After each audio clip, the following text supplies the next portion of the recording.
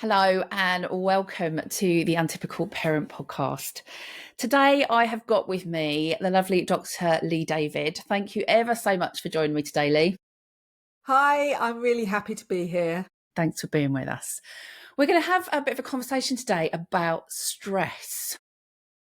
But I think what I always start off with, Lee, is I always ask everyone that comes onto the podcast first, are you the perfect parent? Because I know you are a parent, but are you a perfect parent?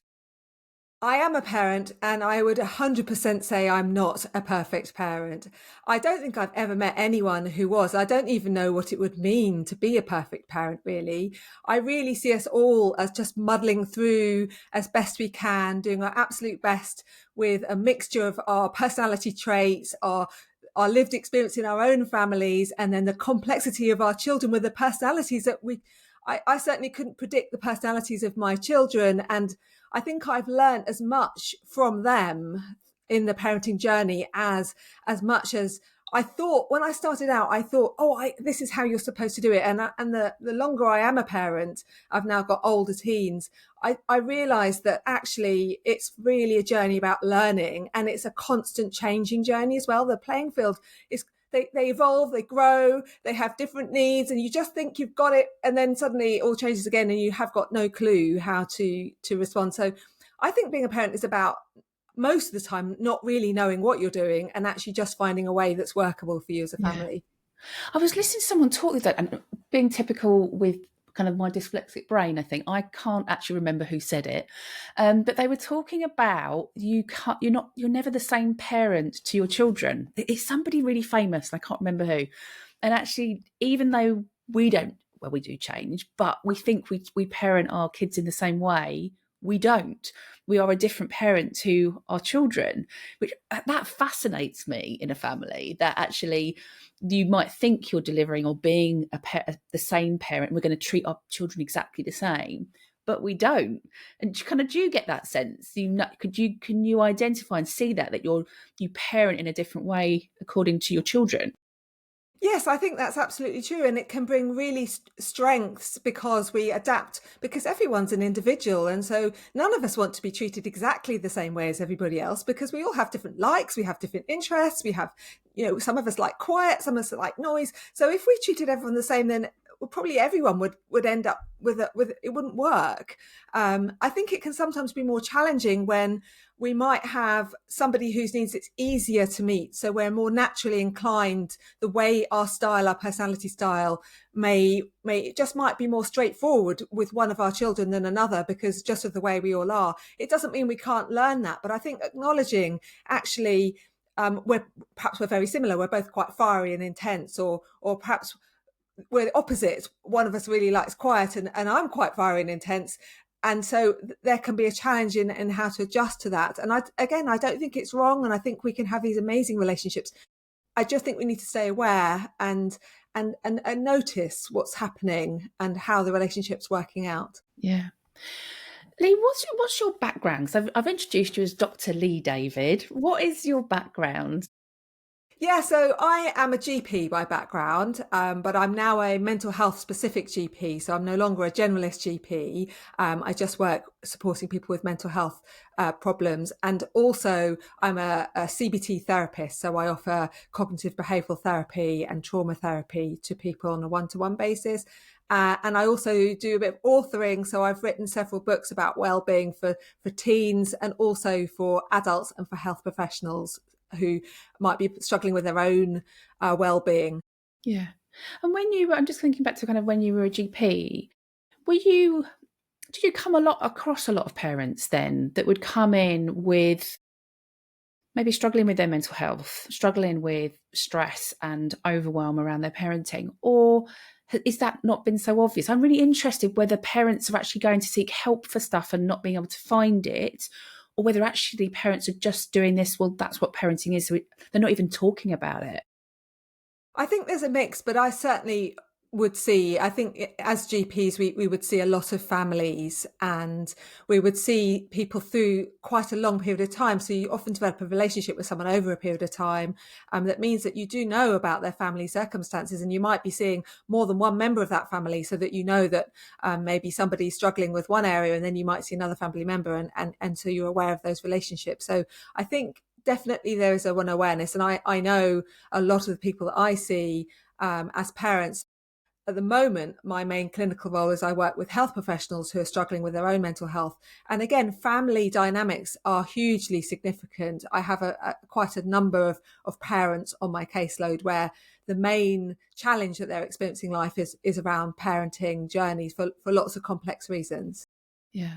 And I think it's often overlooked, that, isn't it? I think when we look at people when they maybe burn out from work or whatever it might be, that people presume that it's just the work stuff, and it can be.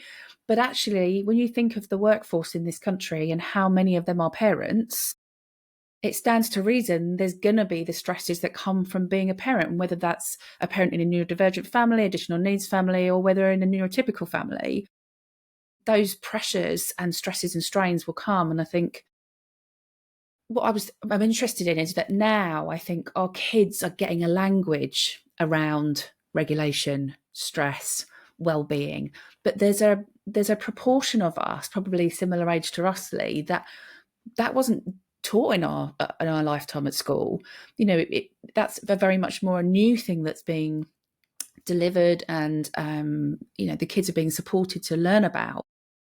And I think there's this group of parents out there that are, we know the stresses and strains have increased on parents over the years with, for whatever reason. We've moved very much away from that, you know, just dad stereotypically working and mum being at home with the kids, to now most family have got two parents, if there are two parents working. If you're a solo parent like me anyway, you're working as well. That the stresses and strains have grown for parents, possibly in different ways than they were, say, 20, 25, 30 years ago. And I suppose that's why I do the work that I do, is around these parents that and trying to support them with their mental health.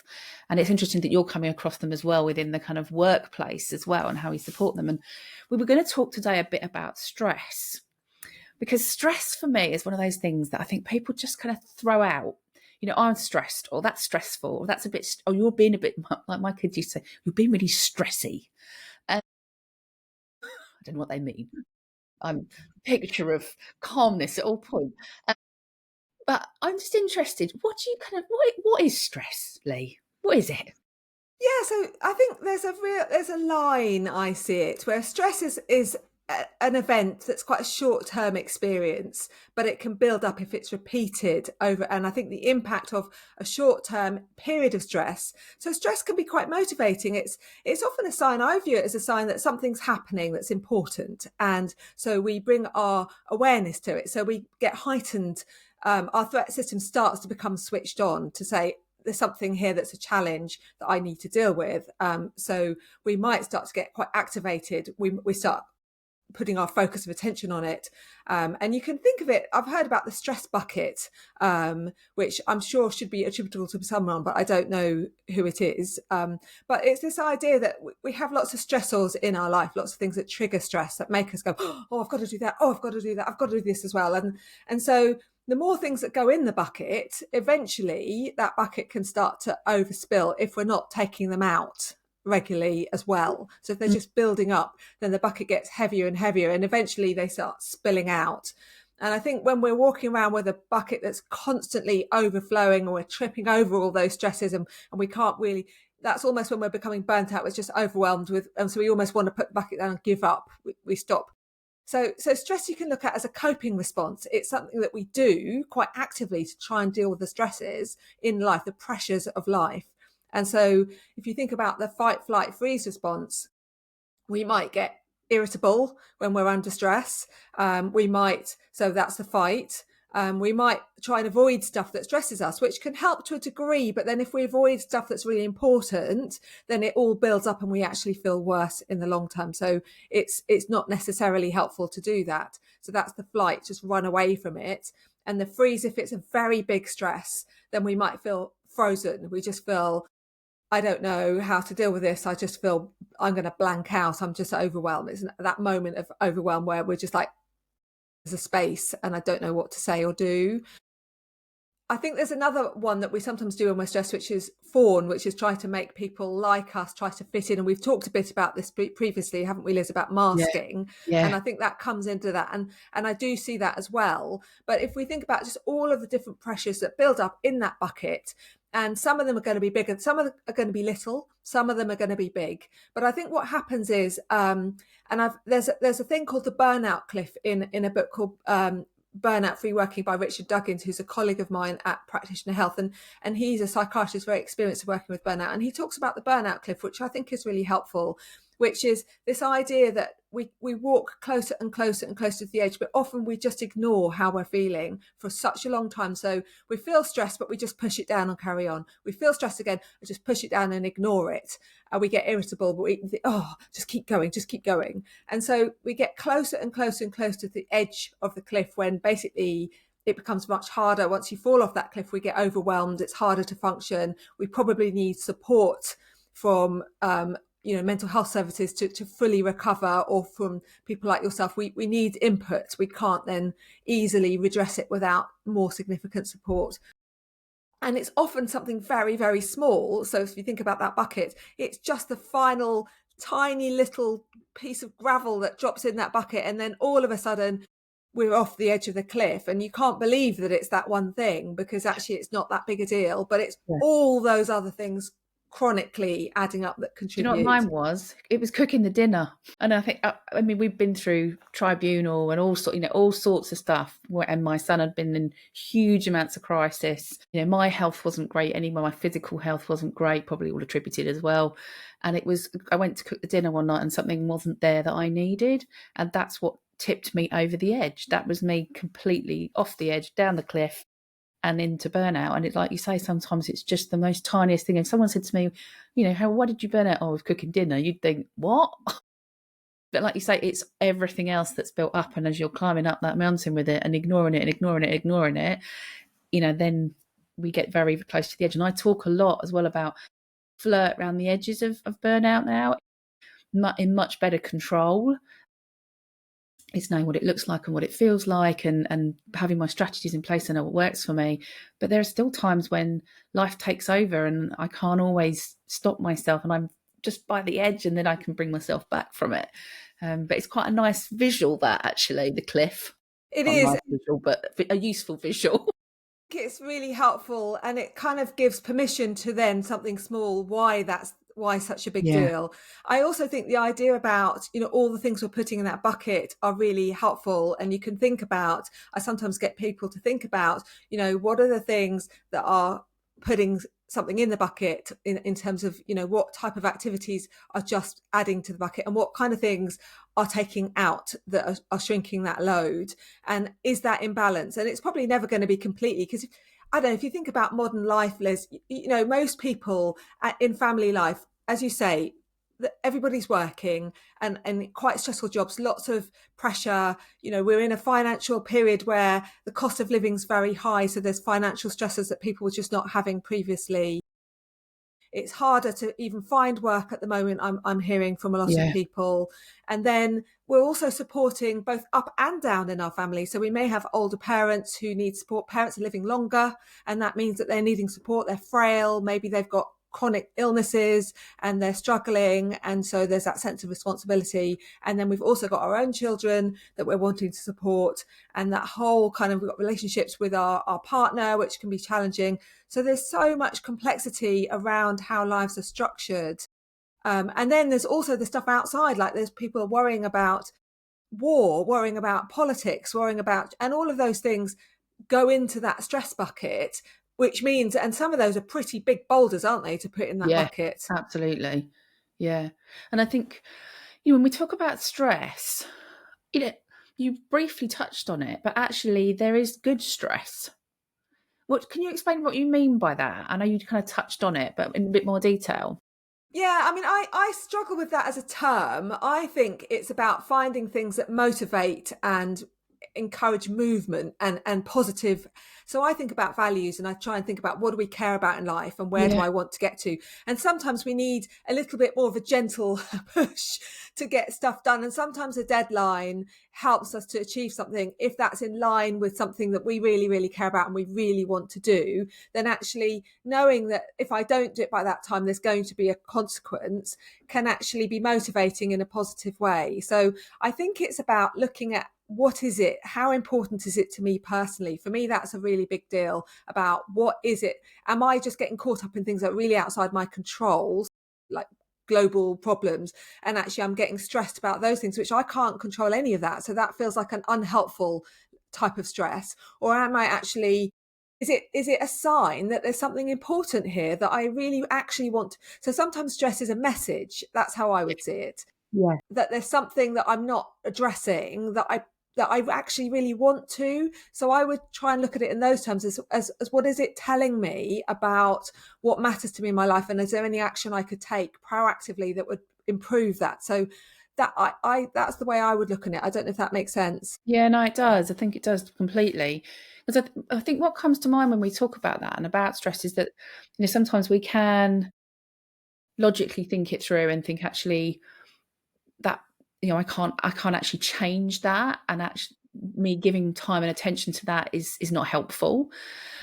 But I suppose there might be times when, I'm just thinking my own experience in going through, as I say, things like tribunal, when you're working alongside systems that are so stuck, maybe is the right word, and you're trying to navigate through with your family that you can't change these systems, but the stress that they give us is very difficult to push aside. And I suppose I hear that a lot when I talk with parents that have got kids with additional needs, that often the kids don't cause the stress, the difficulty. What causes the stress is these external things.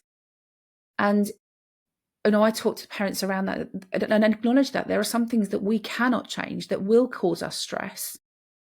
But how can you help your central nervous system in those moments so that you can navigate your way through when you can't change the stress? Because sometimes we can't.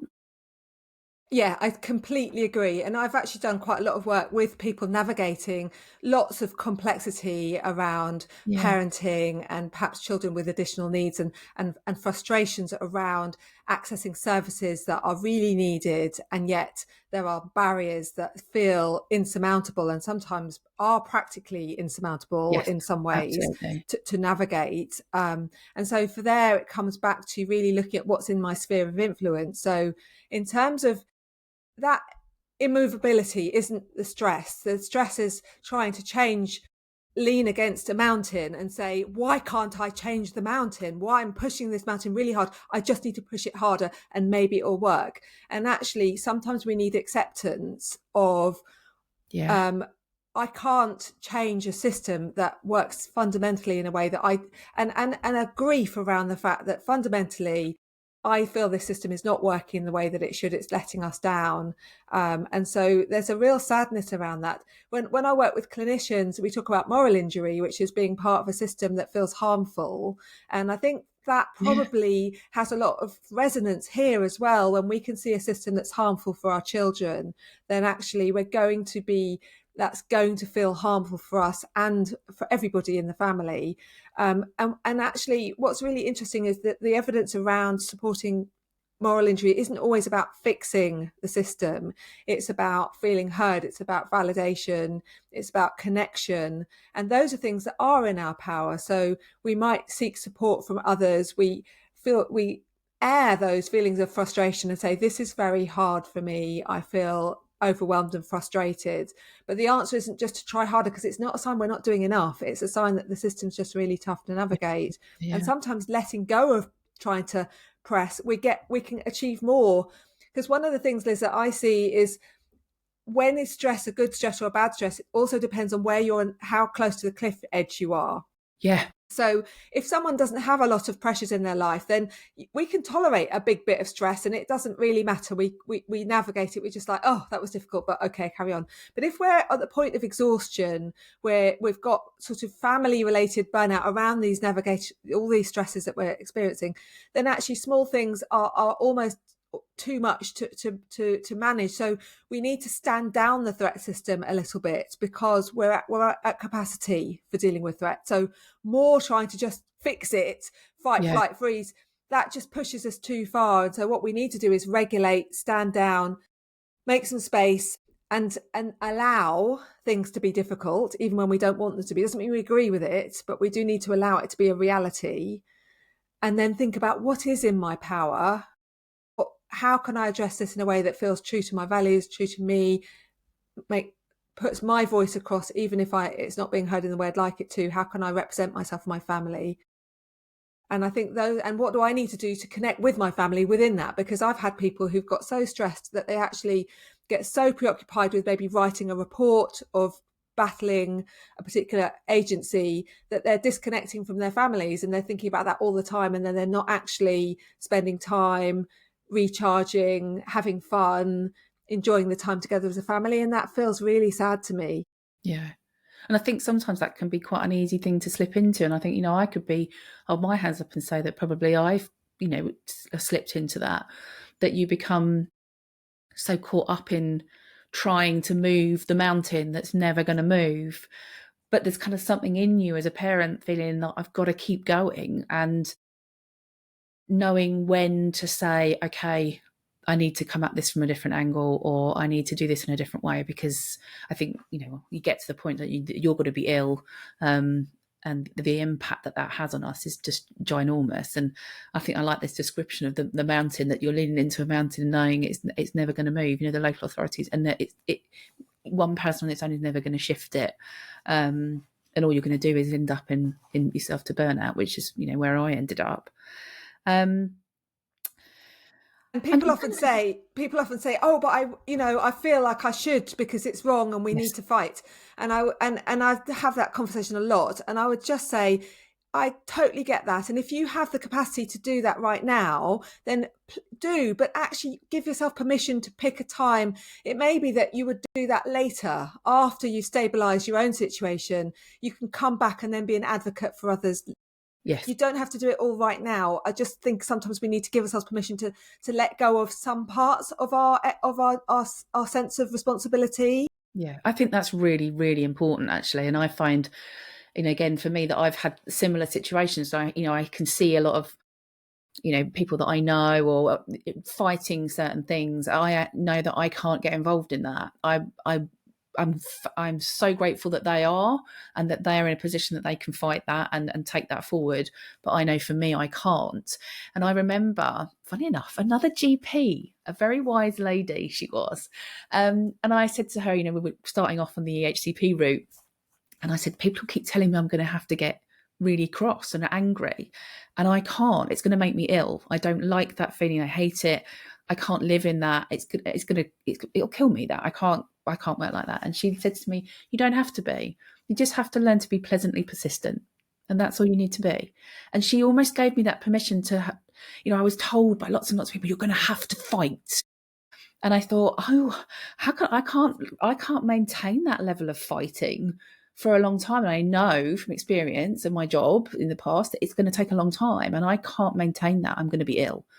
And it gave me the permission to kind of go, okay, I can find another way to do this. I don't have to fight. I don't have to let this take over my world. Don't get me wrong. Sometimes it still did.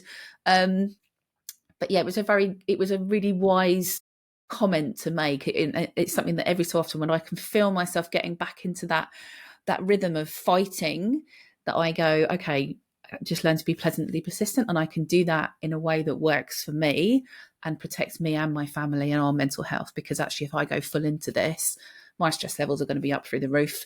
My physical stuff gets worse, and actually, probably we don't get any further forward.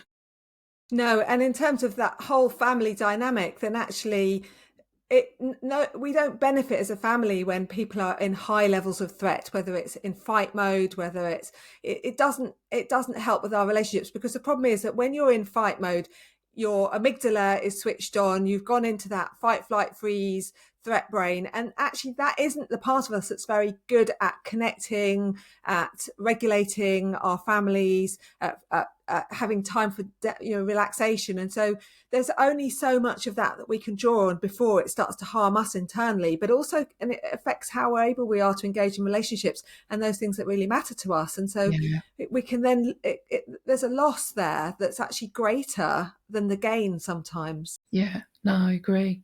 And I just wonder, kind of thinking around inner beliefs, and I think thinking about how that might affect our stress levels, because I know there are some, inner beliefs that might cause stress to be bigger, higher, more.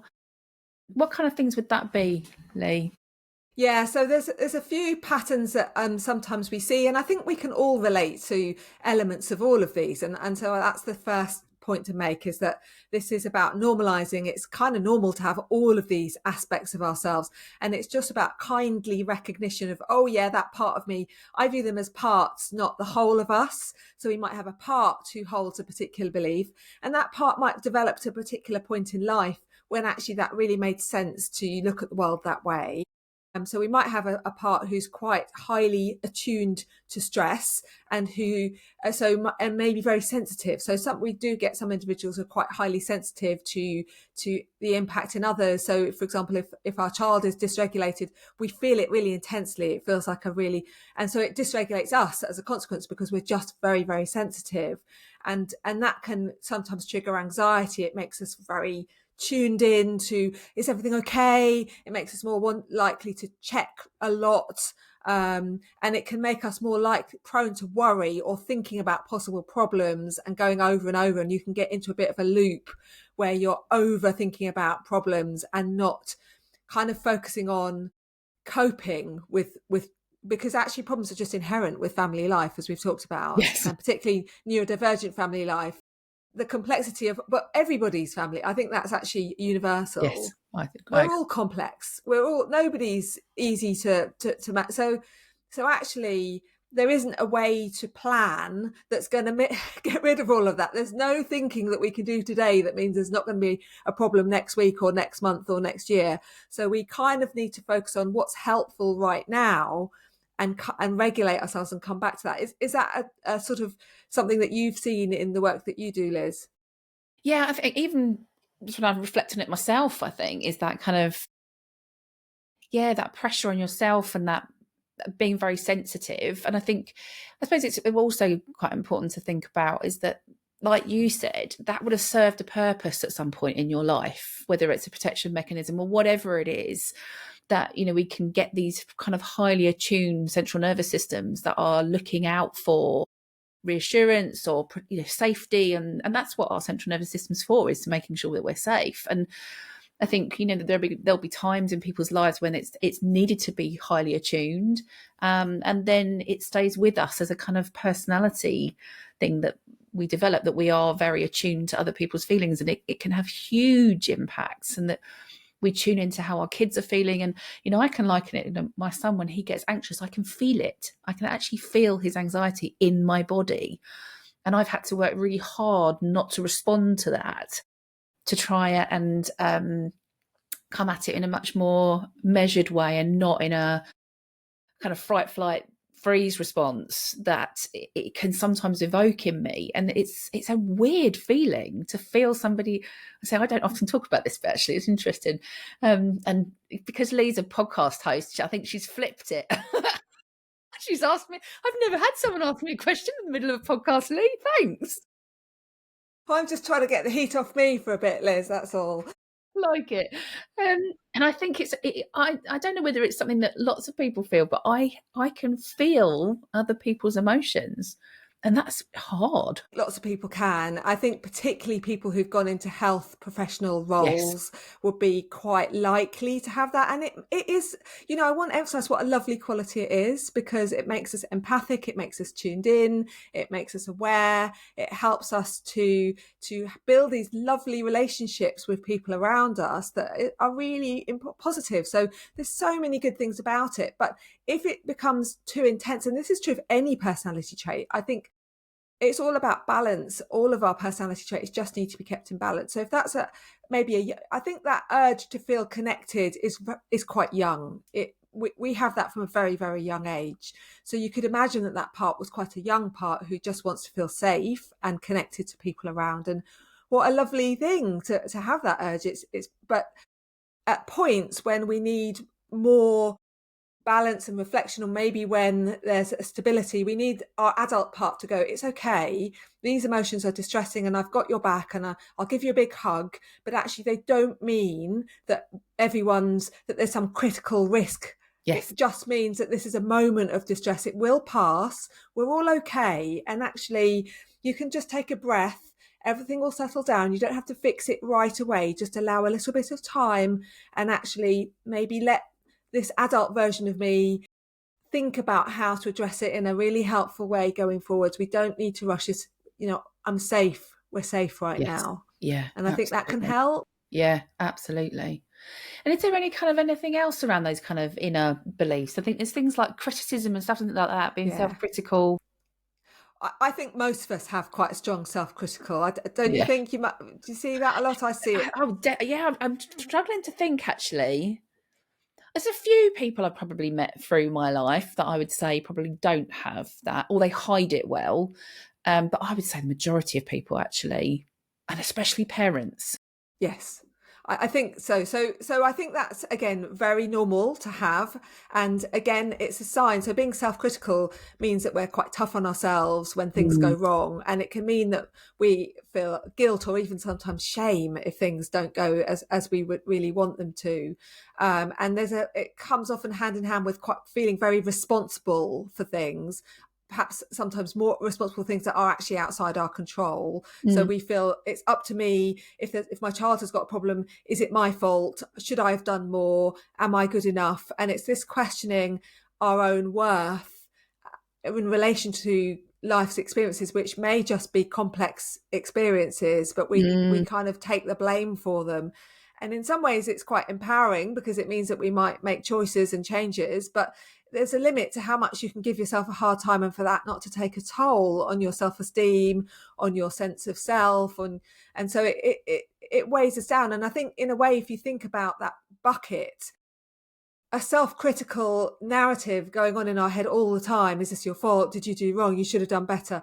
That's like adding a giant stone to that bucket that we're trying to carry, there's hardly room for anything else in there, because as soon as anything goes in, it's like, well, there's no room, because it's so full of this kind of self-critical voice. And it means that things are actually more likely to fall out because they don't fit, because we need them to be absolutely right before we're willing to accept that. And even then it's like, oh, well, actually, probably anyone could have done that. So we discount, even if we do well, we ignore it, or we discount it, or we'll say, oh, well, probably next time it will go wrong. So our brains are I've heard it described that our brain can be like a Velcro for the negative. So Yeah. things that go wrong, they stick.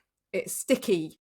And it's like a non-stick pan for the positive, the things we've done well. They just slide off. We don't retain them. We don't recall them. We don't remember them. And so it's got this very imbalanced memories. And again, there is a reason. There's a reason, evolutionary principle. It's about, it's much more important to remember that fire burns, or that wolves are going to eat you, than oh, I really liked eating that.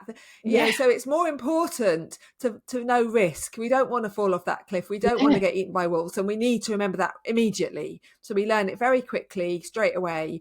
And so there's a reason that we do it. But actually, again, the risks we're facing in modern life they're cumulative. There's lots of them. They happen all through the day. Yeah. And they're not so much about really life-threatening as much as just this chronic build-up of things. And so we can't put that same weight on those. We have to allow ourselves to be a bit less perfect, I think, and not think that that's what we're supposed to be. Yeah, absolutely. And I was just interested as well when you were talking about and referencing the things around kind of guilt and shame. And I wonder whether that's kind of tied up in that quite tightly.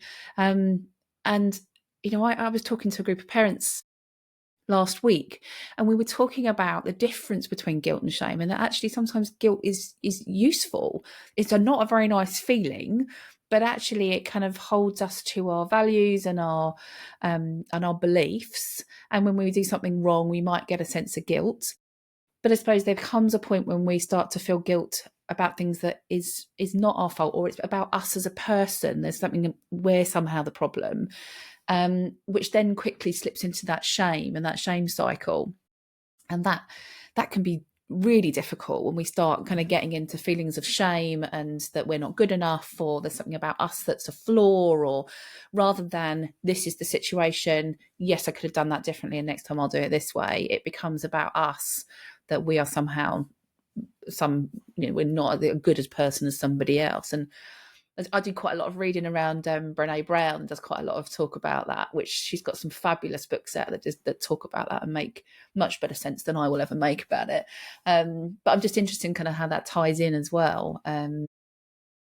Yeah, I think it's hugely important. And Kristin Neff has also done a lot of work around self-compassion, and they've both got some amazing TED Talks that are quite quick watches that are really worth looking at about guilt and shame and about the antidote. So for me, the antidote to that high pressure, maybe putting ourselves under unrealistic pressure, maybe shaming ourselves. And actually that shame can show up again when we're facing, we talked about the mountain. If you're in a system that's hard to, if we internalize that and think, well, actually, because I can't make it change, I must be failing. I'm the Yes, failure here. yes, And again, it's that internalization of that self-blame to mean that something fundamentally I am now wrong as a consequence of being in this yeah, complex situation. yeah, And so, that is, it's a very difficult emotion to experience. And people end up choosing stuff to try not to feel it, that sometimes we get angry, for example, yes, or we might turn to food, or sometimes even alcohol, or avoiding things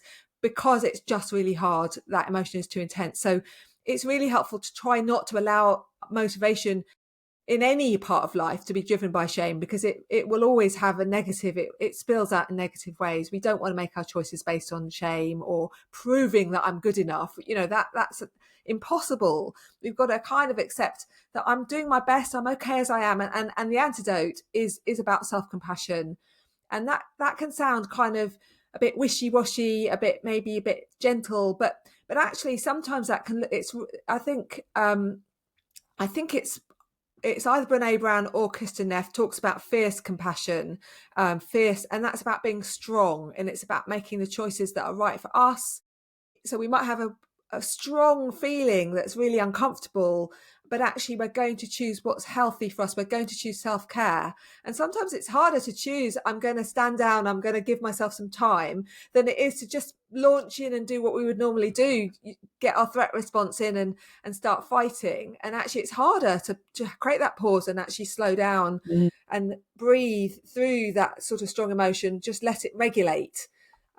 So I think it's about being kinder to ourselves and accepting that we're just doing our best. We can't. There's no such thing as perfect. We're all constantly getting stuff wrong, but that's human. That's just being a person. That's just being. That's it. That's inherent to being alive. That's okay. That's actually the joy of it. yeah, Um, yeah, I sometimes use an analogy actually about a well loved toy, as a self-compassion kind of image about what we're aiming for. So I don't know if you've ever had children who had a toy that they really loved that sort of got really. see, both mine not at all, but I know most kids do. Yes. Yeah, So, but if anyone's had a toy that is loved, or a blanket that they've sucked or held, or anything that creates, then actually that in its own right is what that child loves. It's what they turn to. And that's how we are as that parent, is we're the stuffed toy who's got one arm missing, who's got an eye that's falling out, yeah. who's I feel falling like that over. at the end of the day some days. Yes, I feel like that every single day. I think my typically look like that as well. Hair's like this, Yeah. standing up on end, and but that is actually that. Our child will pull for that one. That's the one they want. They love the loved one, and it might be a bit stinky and it might not look, and we don't have to aim to be the toy in the box. And I say this a lot, but I think that isn't who we're supposed to be. We're not supposed to be like a brand new toy who's never been played with. We're allowed to be a well-loved toy who is a bit disheveled but is really loved as we actually are, rather than this version of us that's shiny and not really. That's like social media version, isn't it? That Yeah, absolutely. the Yeah. non-reality version. Yeah, and I think, from a kid's perspective, I think it's helpful for them to see that. I often talk about, it's okay to say I'm sorry to your kids. We're going to get it wrong, and actually by showing our kids that it's okay as a grown up to go, do you know what, I got that wrong and I'm really sorry. And Yes. that's okay to say I'm sorry, that we're not then creating these cycles that our kids come through thinking they have to be perfect because my mum or dad held it all together, and never got it wrong or never admitted to getting it wrong. That's a really important protective factor, I think, for them as they go into being adults and if they choose to become parents. And I think one of the other things that I think is quite helpful to think about when we're thinking about how do I choose to be kinder to myself, because people will often feel resistant to it. It feels difficult. It feels like I have to not care about my kids or not care about someone Yes. else if I'm going to look after myself. And it feels like there's this competition between who's going to be cared about. Is it them or me? And can't be me. And especially I think as women, we're trained for it that we are supposed to be givers. That's the kind of cultural message. And it does make us lovely, caring people within the family, but it can also add a lot of weight to what we carry internally. Yeah. And I would just shift it. And again, I do say this quite a bit, but it's about thinking it's not like a bright light where if the care was a torch, you're shining it on them and then you're in the dark, or you flip it and you shine it on yourself. And if you shine it on you, which is self-care, then they're suddenly in the dark and they're not getting any of that light. But think about it as being a night light that stands in the middle of the table. You're all around that table together. And actually, care is about something that we all have as family. It's a value that we all hold.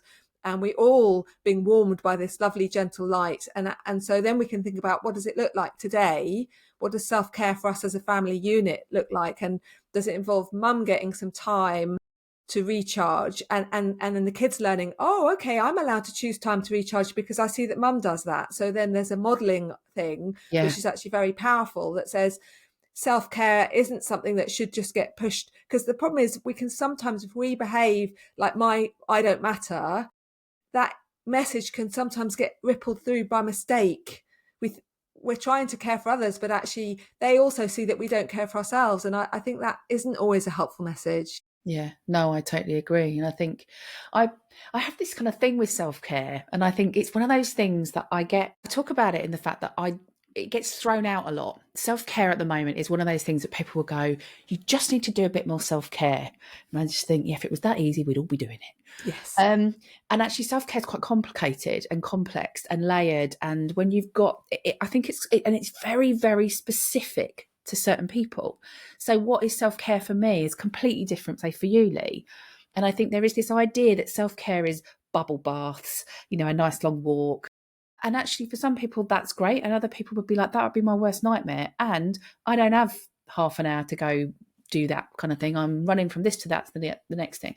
But self-care can look different to everybody and can encompass a whole load of things. So I think when I talk about it, and I often talk about, I don't like it when people say, oh, you just need to do more self-care. And it's that you just need to do this in a thing, drives me wild. I'm not opposed to self-care because I think what you described it as then is it's care. We as a family care for each other and ourselves. And it's moving away from that bubble bath thing and aromatherapy type thing. And that does work. I'm not saying some people that, don't, I'm not saying that you can't have that. But it's not for everybody. And it's finding what your care is and what helps you and means something to you and helps restore and recover you. 100%. I mean, what if you have sensory, and you hate bubble baths and you hate the smell, which could easily be true for lots of people, or you don't like heat, for example. There's so many reasons why so I would focus on just looking at, firstly, what's in your bucket. What are the things that are if you're a car, and what are the things that use up your petrol? What are the demands on your time, your energy, and just make a list. And this is not a blame, because we all have things that we care about, our responsibilities, but just notice what things are actually just chipping away, that are emptying our fuel tank a little bit.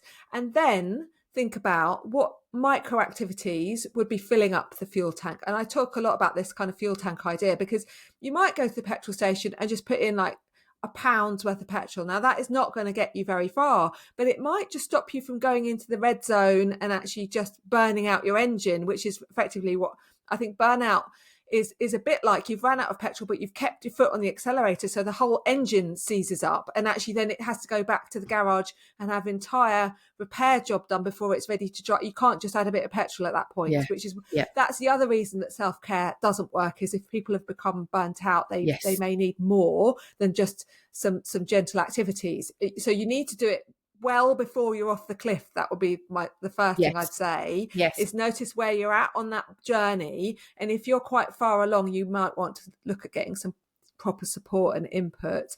But if you're earlier in that point, then absolutely look at balancing these things. And I would look at, well, what for you looks like recharging your tank, that fills up your tank just a little bit, 5-minute activities, and make a whole list. I'd be really creative about it, because on some days some things will work, on some days, oh well, when I've got to take the kids here and I've got this job. We all have these complex weeks, don't we, where there's like a million different clubs, or they've got to be here, or I've got to go to my parents on this. And so you can't have a one size fits all, because people's lives are just too complicated for that. So you need to have lots of options, and preferably ones that take between, I don't know, even 30 seconds. Sometimes just like a 30-second break is enough to sort of pause. So I would want people to have loads of options, and be really creative and say, let me find out what happens if I try this. And if it doesn't work for you, you hate it, don't do it again. That's okay. Yeah. No, I agree. And I think I work in a very similar way to that I talk about finding those parenting pause moments. Where can you take a pause? And in that time, what can you do that's kind of, it means something to you? And even when I think about it, I took up things like crocheting at one point, and it was just having something to do with my hands that gave me something else to think about away from what I was doing. But the other one that I use, and quite a lot, and I talk about with the parents that I work with, is that when things were really bad and we were in crisis, and there weren't times where I actually had to be around in the house, I couldn't leave, and I'm a single parent, and my son wasn't at school, so there was no space. I used to go in, and I still do it now, I go and sit on the back door.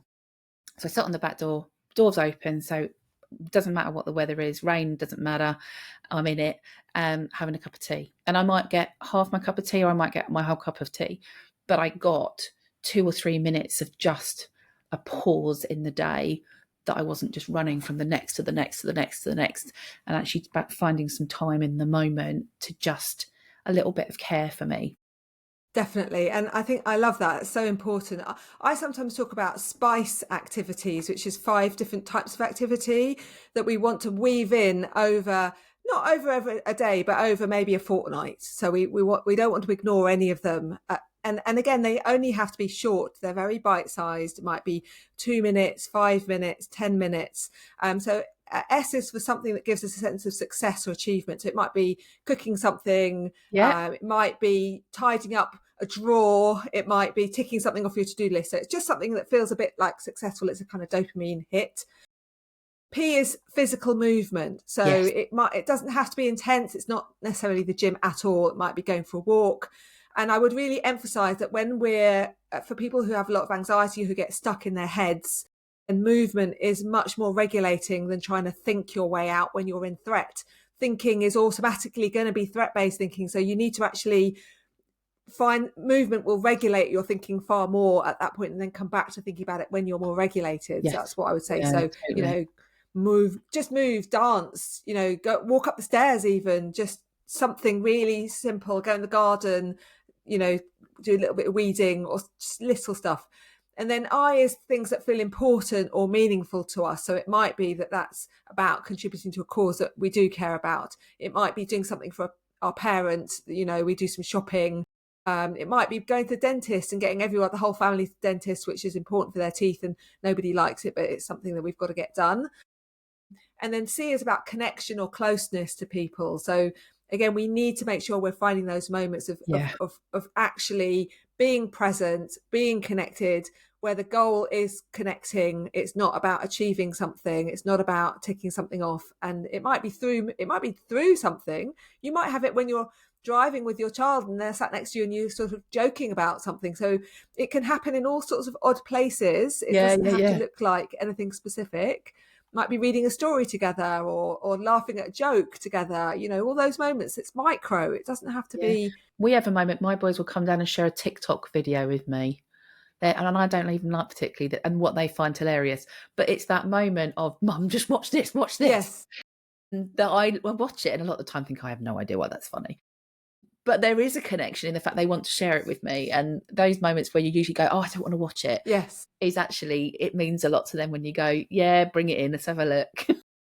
Definitely. I mean, I used to do something with my kids, which we used to call an eye hug, which is over the room. If we would look at, and I'd say, if you need anything, we can have an eye hug. And it would mean that we would look at each other and have just that friendly, kindly face. And it would just take seconds and it would be a connection across a space. And they used to love it, actually. Just if they ever needed it, they could look at me and I'd go, okay, just do that sort of. And it doesn't take a long time, but they just felt that connection. I didn't fix anything. I didn't do anything. It was very much connection based. Yeah, nice. And then what's E? Yeah, so E is enjoyable, relaxing, or fun. So it'd be your crochet. It might be putting on some makeup. It might be that bubble bath if you like bubble baths, or it might be something you might like to listen to some music, or even do some mindfulness if that's for you. But it might not be. And so it's thinking, what do I find? And at this point, maybe you're really busy and you can't read. It's too difficult to concentrate. But you could listen to a short funny podcast or something lighter. There's a couple I know, Lee. I don't know which ones they might be. Well, exactly. Just put one on. It's just but just something, anything that you find that takes you out of yourself a little bit, I think is quite nice, because we don't always need to be sat worrying. There's a limit to how much worry fixes stuff, and often we go way beyond that. So we then need to draw a line and say, okay, this is time for me to actually not try and fix things. And I think our little creative brain will be doing stuff anyway in the background if we give it some space. So it's not like we're giving up. I just want to start to bring that to a close, because I think there's some amazing bits in there. I love, where we've been with that. We've talked all about stress. We've talked about some of the things that might kind of cause stress, why we might feel it, but also you kind of brought that round full circle to the end, then thinking about, some protective factors that we can put in there to help with stress. So I think what I'm going to do is put in all the show notes. I know Lee's mentioned a few things, and if you're happy, well, I'll put the spice bit in there as well, because I really like that. I think that'd be great for people. And then any kind of links and things Lee and I have mentioned, we'll put those in the show notes as well. I will put where you can contact Lee as well. We've kind of alluded to it as well, but Lee has her own podcast. Do you want to tell the listeners what your podcast is and what it's about? Because I've actually been on your podcast. Yes, you have, and you're a fantastic guest. So I'm the host of the Choice Space podcast, which is all about how we can make these practical choices that improve our health, our well-being, our lives, our relationships in lots of complex ways. I've had loads of really interesting guests who come and share their expertise in different areas. So it's definitely worth joining if you're interested in some practical ways about things we can do. It feels quite empowering, I think. Yeah, definitely. And the breadth you've got is amazing. I follow Lee and her podcast, and the breadth of conversation you have got is brilliant. So, and you're kind of fairly new into your podcast being released. So to have got this far this quickly, you've done brilliantly with that. So I'll put all the links and make sure that everybody knows where they can find you with that. And then also you're across all the kind of social media sites as well. And I'll make sure those links are in the show notes as well. So that just leads me to say, Lee, thank you ever so much for joining me. I really appreciate your time. I've enjoyed our chat a lot. And thank you very much. Thank you so much for having me. It's been lovely to be here.